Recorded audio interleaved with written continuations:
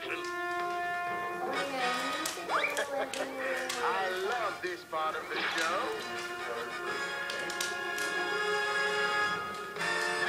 The Jetsons had such appeal when it first came out when I was a kid. Kind of like the Flintstones, it's timeless. Everything seemed possible, and I think the Jetsons really addressed that. When it first came out as a primetime series, it was so fun for us kids because you'd watch the TV show with your family, and then right away you had to go to bed because it was bedtime. And it only lasted one season, went right to Saturday morning right after that. They reran those episodes on Saturday morning for, I think, a decade or more. You had shows like the Flintstones, which were dealing with prehistoric times, the past. There really wasn't anything that just sort of imagined what the world would be like if you could take your car and fold it up into a suitcase and put it into a little parking spot.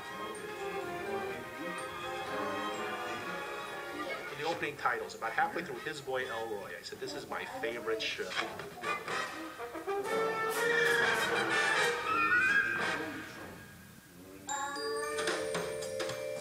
The 60s show was aimed more towards adults.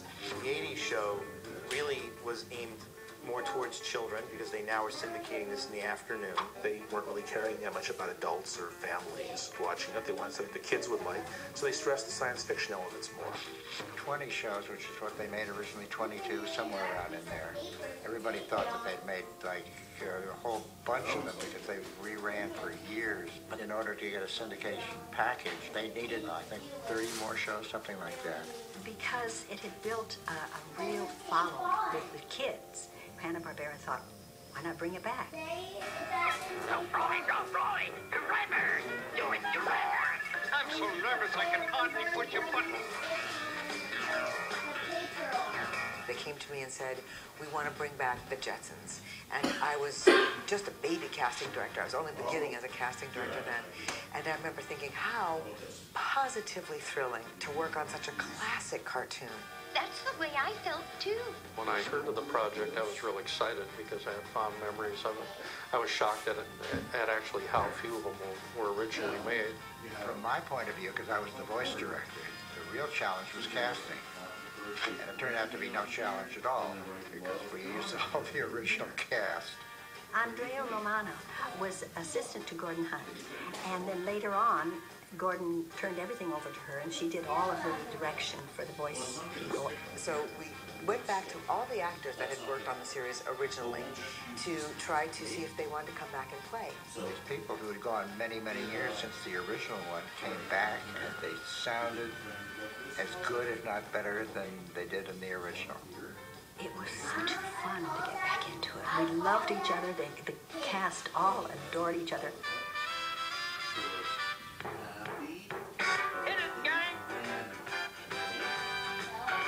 I loved hearing those voices again from the original characters. You could see that when they got back together after 20 years of not seeing each other, it really was like a family reunion. These were all people who had 20 years later, and they were probably in their 50s and 60s when they did the show originally. But their voices and their attitude and their acting was just as good and just as lively and just as energetic as it had been before.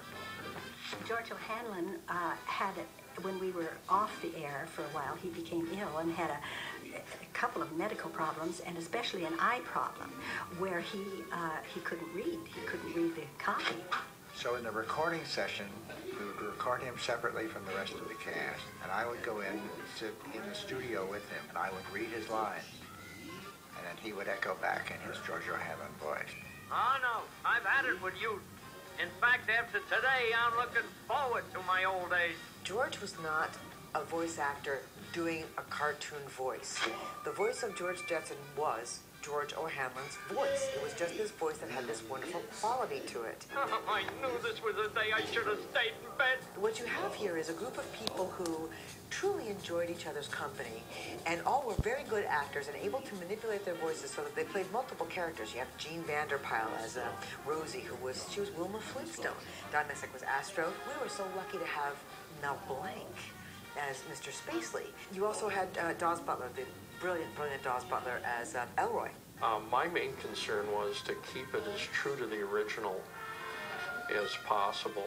We didn't try to really change it very much, with the exception of bringing in a character named Orbity, which was a brand new character.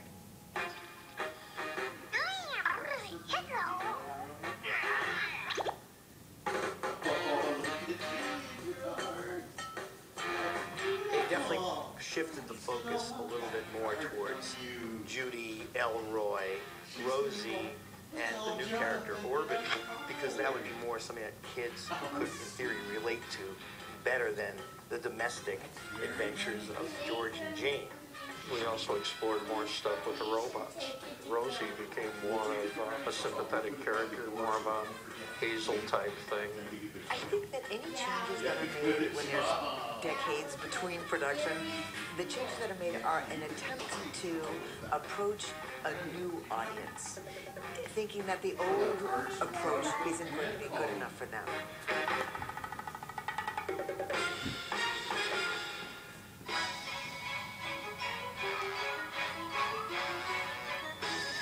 The original theme by Hoyt Curtin at the beginning of the show is almost a jazz classic now. It's fantastic music.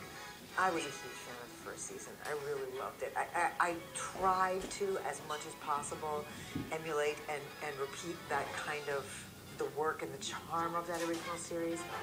They really matched the color palette and the style and all of that really well. They did a pretty good job of trying to maintain the integrity of the original series. Jetsons is the future as you want it to be if you were 10 years old. And I didn't identify with Elroy. I identified with George because he seemed to have all these wonderful conveniences and they didn't make his life any better. In fact, they frequently made it worse. Oh, here we go again and again and again. The Jetsons fit in with the mindset of Americans at that time and what's to come. Our imagination of what could be. The whole show had that kind of quality of, wow, what a great thing to be living in the future in that time and that family. We saw the Jetsons really personified it, really distilled that information in cartoon form of what typical life would be like. There was a lot of fantasy in the Jetsons, and I'm a big fantasy fan. I love the idea of things that weren't really happening then, that couldn't really happen then. You couldn't really fold up a car. The Jetsons really touched people and made them have fun. They represent a future that we really will never see and may never ever happen. It's a fantasy, fun version that represents what the future can be.